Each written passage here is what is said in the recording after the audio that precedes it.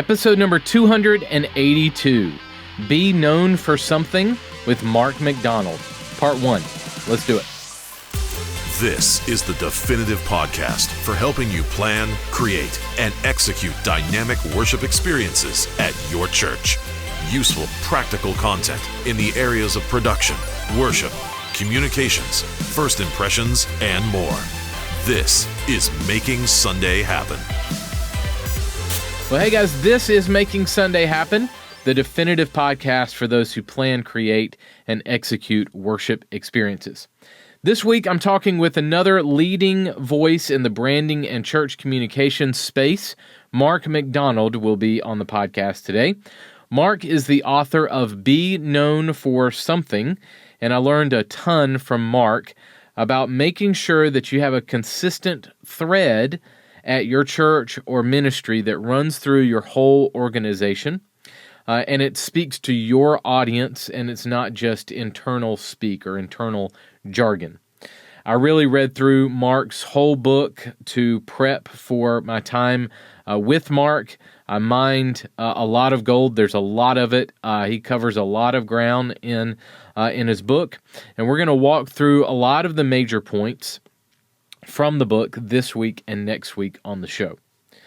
Before we check the mailbag this week, I wanted to let you know that we've really expanded our ready-made worship media library on our website.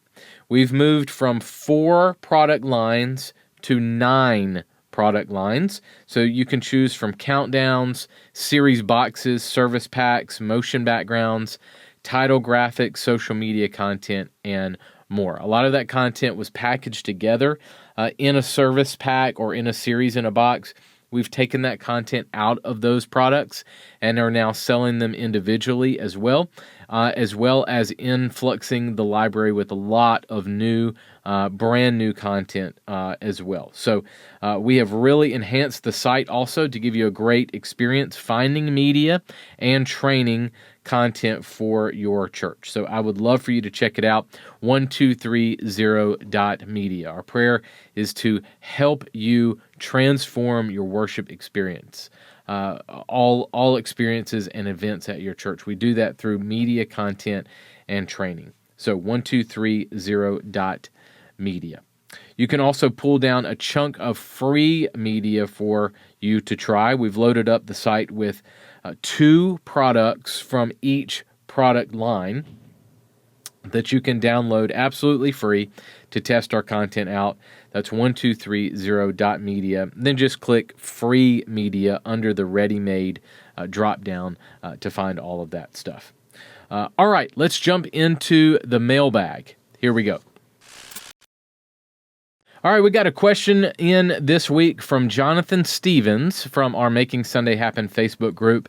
Jonathan asked, what is the best way for church people to get live church on Sunday morning if they don't have internet access or smartphones? Okay, here's the answer for you. One of the best ways that I found for shut-ins or elderly people or nursing homes, that sort of thing, those people, one major way that those people can enjoy church is through listening through their phone. So you might try a service like phonelivestreaming.com. Again, that's phonelivestreaming.com. This service calls people and connects them to your live stream with a traditional telephone line when your service starts. It actually gives them a call. phonelivestreaming.com. And they can sit there on their phone and either listen to their ear or put it on speakerphone and listen to the service by traditional telephone, phonelivestreaming.com. This might be a great way to continue to minister to folks who can't or should not come out to your live worship experience, phonelivestreaming.com. Hope this helps you, Jonathan. If you have a question for me or our team, feel free to send it in to our show. If you don't know, or if I don't know the answer, rather, I will be happy to find it for you or connect you with somebody who might have the answer for you. So feel free to ask away. Any question on how to enhance your worship experience, whether that's in the areas of first impressions or guest services, production, video production or media content, worship, anything like that. Now, I am not a worship leader. I am not, I've never been a guest services director at a church on staff. I've done those jobs before, but never officially. But I want you to ask away, because we have connections with folks in all of those spaces that I can either have on the podcast to answer your question, or we can connect you with them.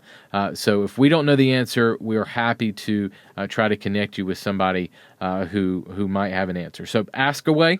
I would love to hear from you. You're welcome to email me directly to get that question or comment in, carl@1230.media, or you can find me on social media at Carl Barnhill. Just feel free to contact me directly to send that on in. I would love to share what God is doing at your church or ministry, or answer a question on the podcast for others to benefit from as well. All right, part 1 of my conversation with Mark MacDonald is coming up right after this.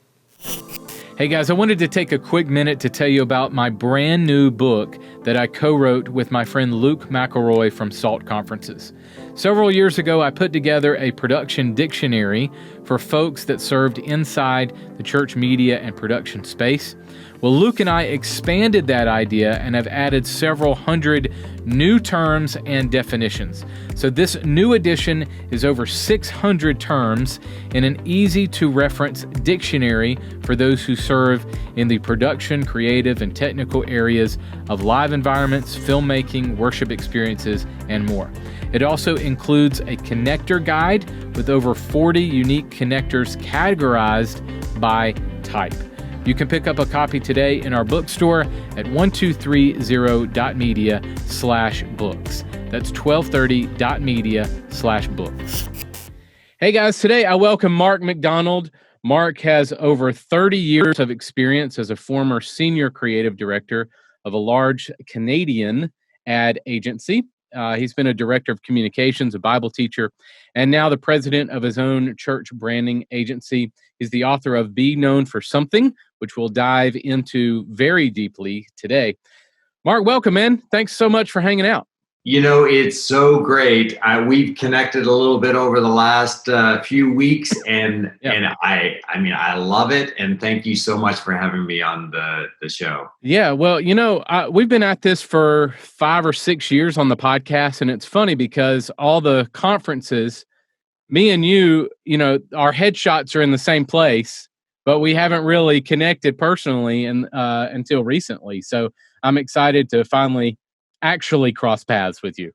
Yeah, no, it's fun. And what's interesting is that it really does take a lot of people to make the world go around. Yeah. And when I talk to all the incredible, talented people like you in this church world, I mean, there's so many applications that can be gleaned from podcasts and from articles. Like, what a time to be alive. I mean, it's so great. And I know that 2020, we got inundated with a lot of online conferences. And some people are like, man, I just don't have the time to go to all this stuff. But there's always those ways that you can get that information afterwards. And it's just incredible what you can learn today and not even leave your home. Yeah. Well, tell us a little bit. I mentioned your experience a little bit, but catch us up a little bit on your experience and then what God has you doing now.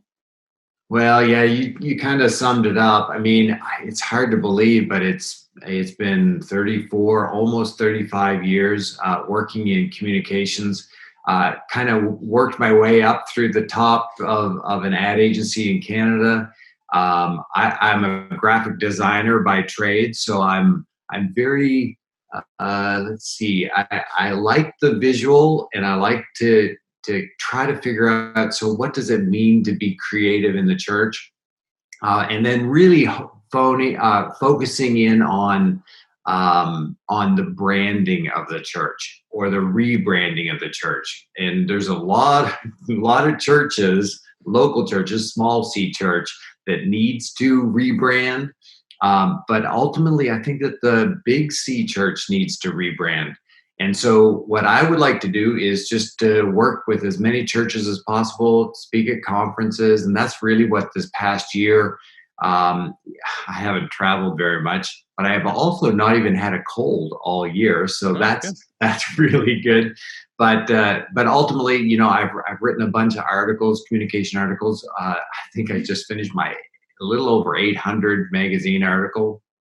And then also, speaking at conferences, doing podcasts, TV appearances. Like, it's just, I can't believe I get to do what I get to do. I love all of it. So that kind of sums up where I'm at. I'm also really trying to perfect this church branding process and working with churches all across the country, doing, mystery visits. Everyone calls them something a little bit different, but also doing focus groups. And in this time of COVID, doing some of them online. So I mean, what a time to be alive.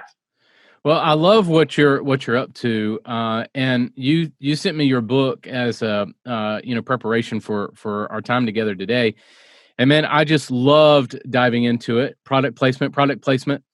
Um, it was awesome, man, and I love that we're going to get a chance to dive into it today.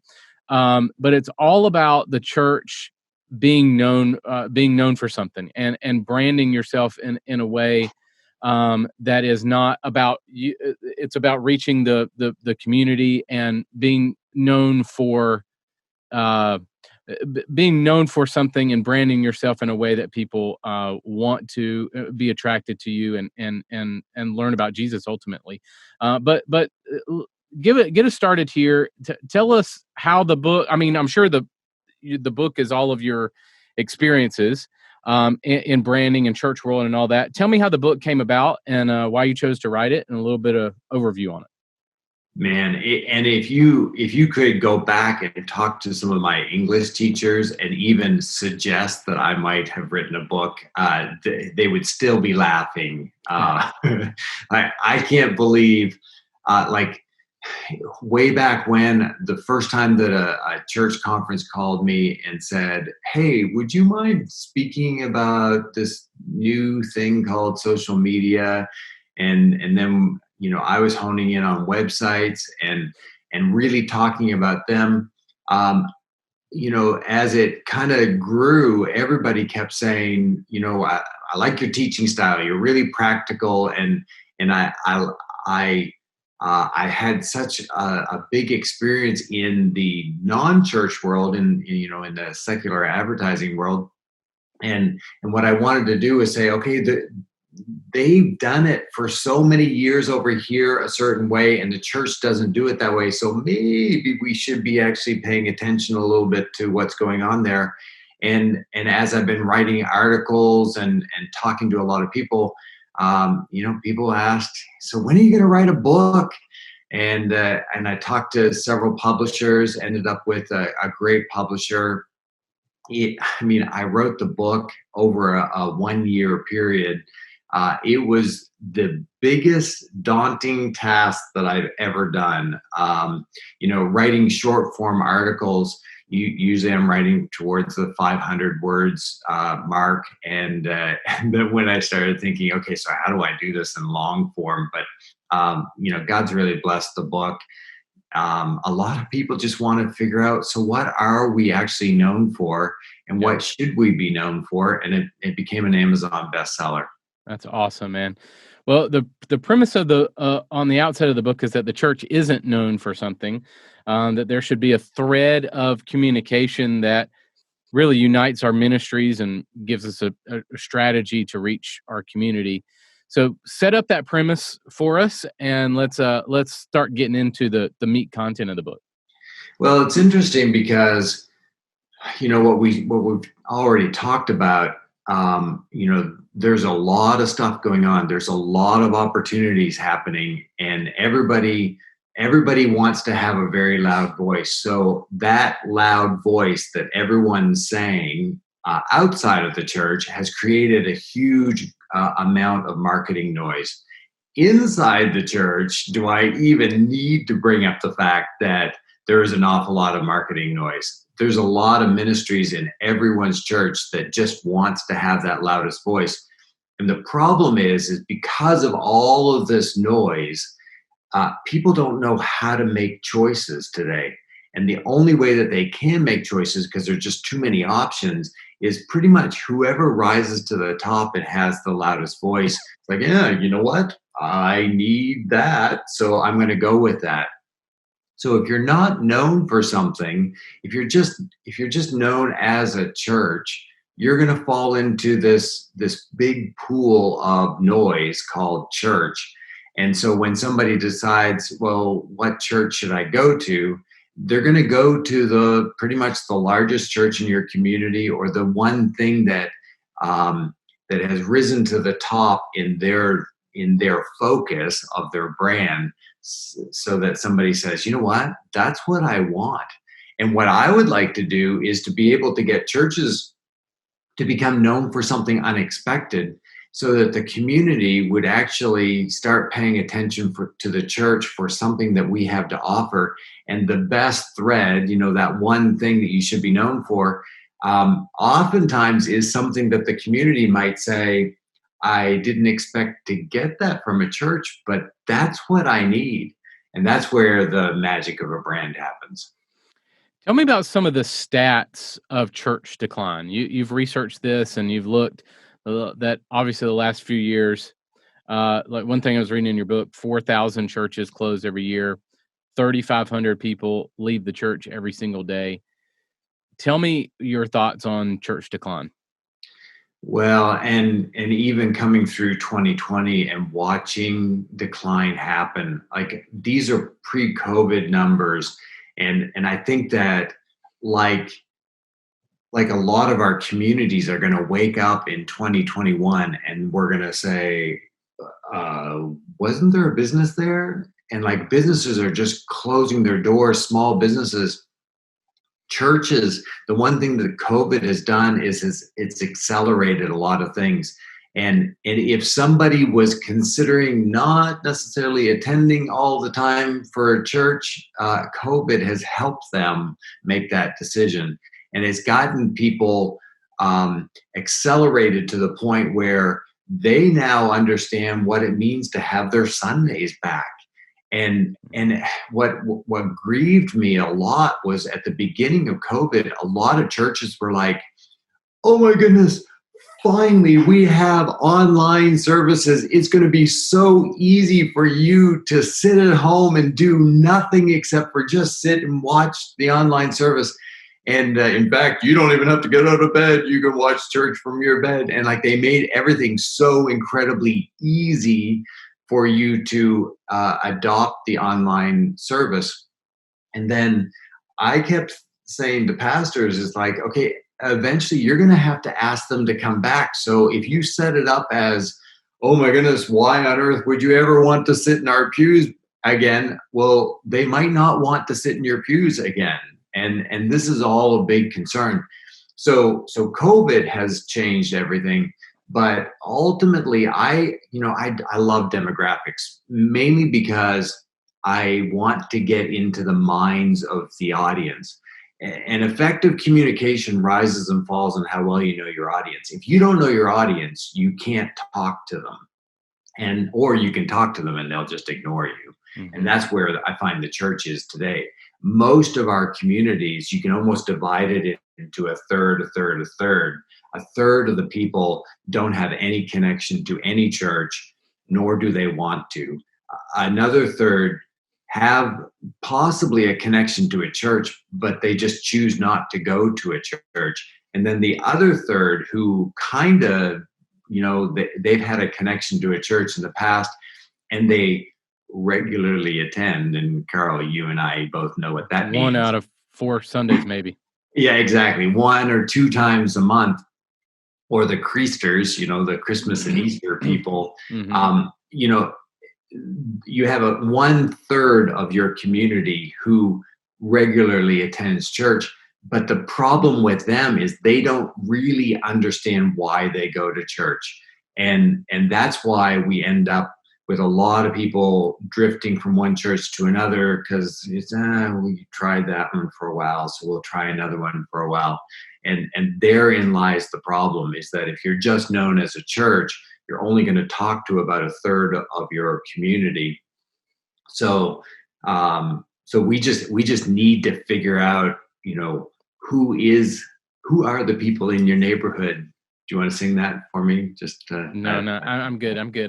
I'll let you do it. Yeah, exactly. And if we discover who's in our community, God's placed us as a local church in our community for a particular reason, and we need to fall in love with our community again.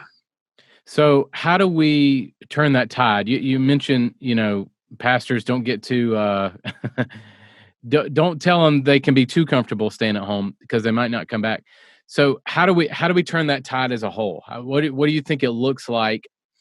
I mean, obviously COVID numbers are all over the place, and we're not sure when when normal is going to happen. But where do you see us in the next, 6 months maybe?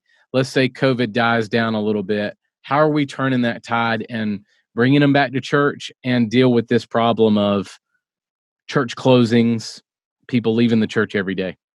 The one thing that I know from my decades in marketing is that there's a wrong perception of what marketing is. A lot of times people think, man, you're trying to convince me that something's good.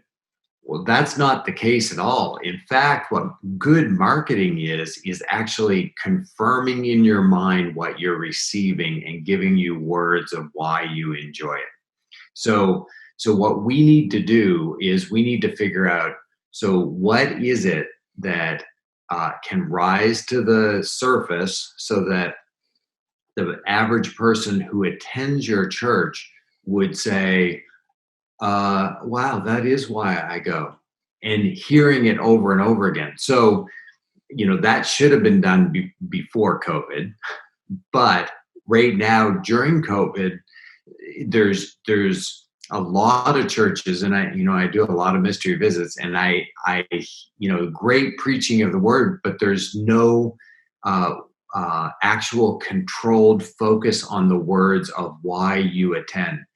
And so what needs to happen as we roll forward, we need to control the words. And in order to control the words, we need to know what the words are, which is the thread. And that thread needs to be something that's said over and over again on a regular basis, not to the point that everyone in your pews are sick of it, but you as a pastor, ministry leader, you'll get sick of it because it's like, oh my goodness, how many times do you have to say that?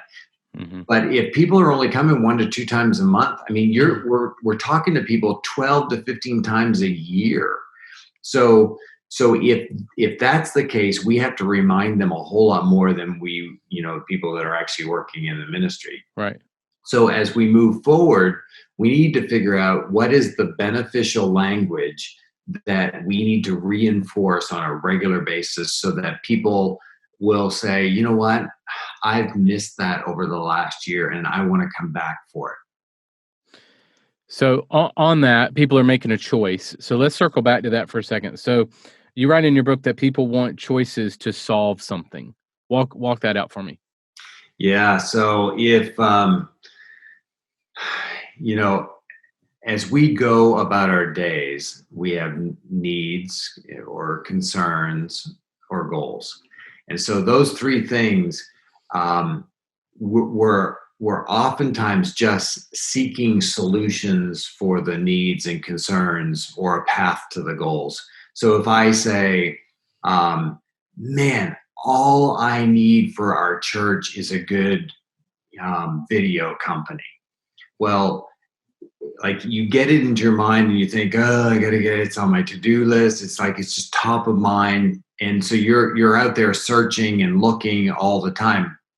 So you're seeking solutions. So if your church is not providing the words to say we are a solution to a prevalent need or a need that rises to the top, then you're just going to get ignored. Even better, if they have a goal in life and you say, you know what, we want to provide a path to that goal for you, then all of a sudden it's like the magic happens, because people say, wow, that's what I want. Like there was in Men's Health magazine, I read it occasionally. I even work out occasionally. But I was reading this article about finances and the importance of good financial security. And then they said the number one thing is get debt free. Like you just have to get debt free. And I quickly looked to see if Dave Ramsey wrote it, and he hadn't. It was a secular writer, and they kind of walked through some of the steps. And then at the bottom it said, this is a critical step for financial security. If you struggle with it and you've tried all of the things above and you can't master it, you probably should try Financial Peace University. And I was like, are you kidding me? Like, that's awesome. Except it said, but be aware that most times Financial Peace University is offered in a church. And it's even okay to go to church in order to get this. But that shows you, in secular writing and secular community, people are scared to go to church. People don't know what the big benefit of going to a church is. And here's a secular writer saying, you know what, here's a benefit of you going to a church. That's what we need to kind of find out. What is our community? What's the big concern, need, or goal in our community that's not necessarily spiritual, and bring up the fact that we have a solution to that, or we have a path to that goal. And then, and I know I'm jumping way ahead now, but then, like, once you become known for that secular thing, then you as a church need to connect it to Jesus Christ.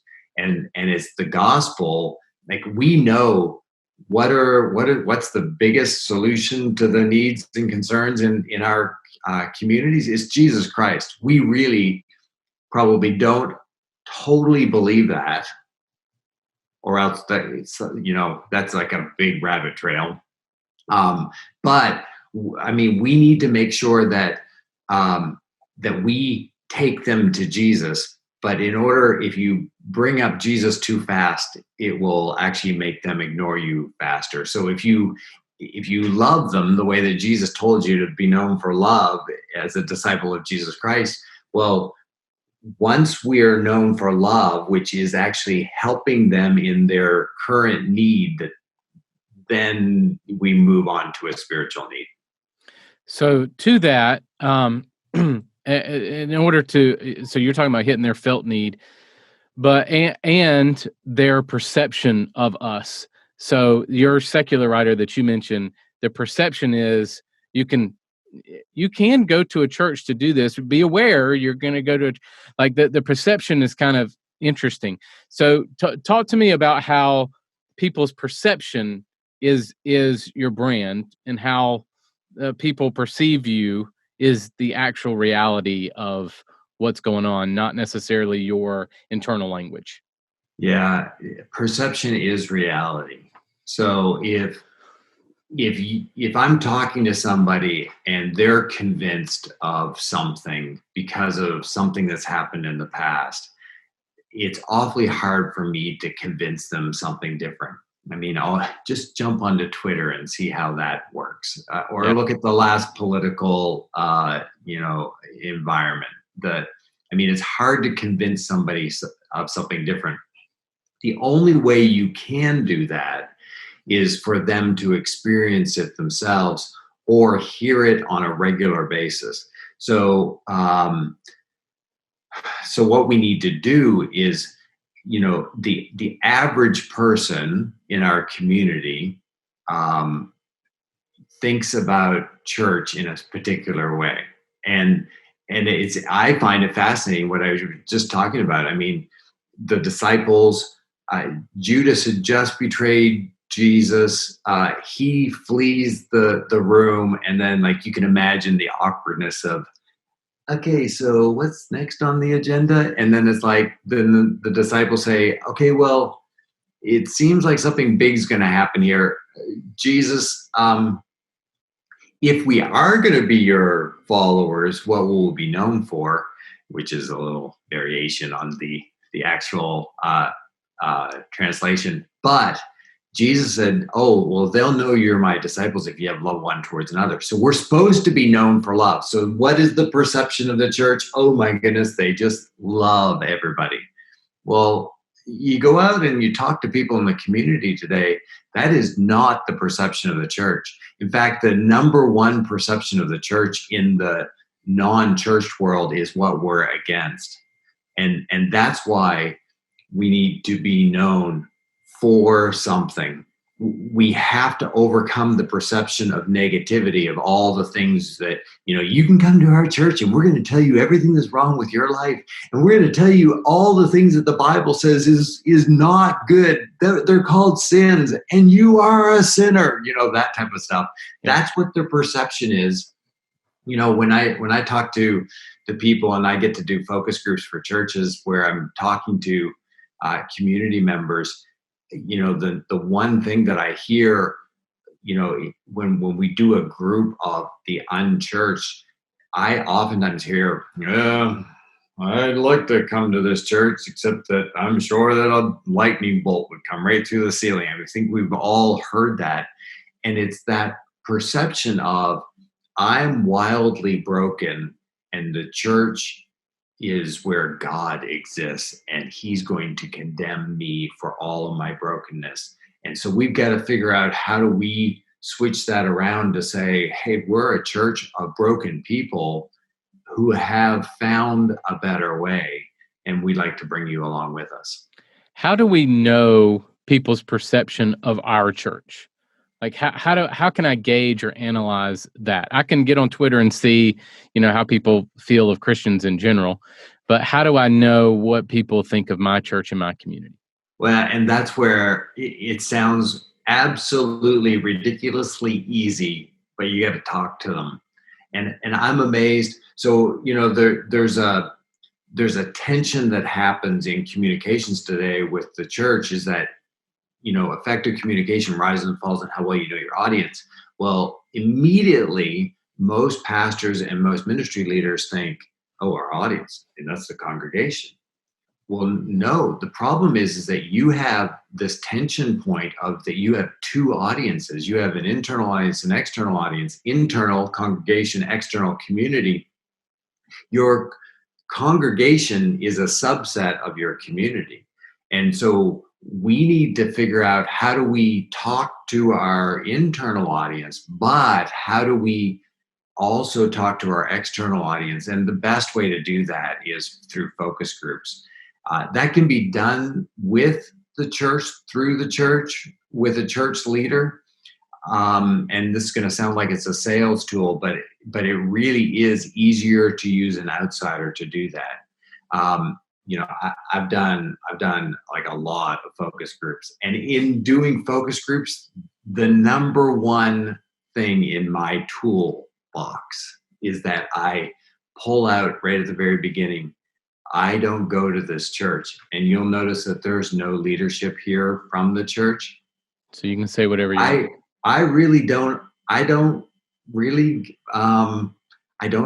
know this church very well. So I really need you to all explain something to me, where if it's a church leader, they tend to give you the right answer rather than what they're actually feeling.